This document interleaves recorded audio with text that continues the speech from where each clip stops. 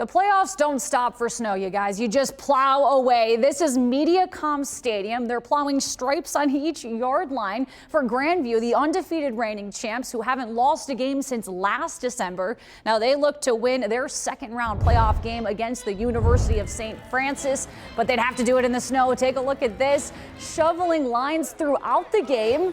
So much fun. First quarter, Jackson Waring throwing up to the sock drawer. It's Isaiah Toki staying nice and warm despite the short sleeves. I don't know how he does it. Grandview 6-0. St. Francis took a 1-point second quarter lead, but as the packing snow piled up, St. Francis got caught building snowmen instead of a strong defensive front.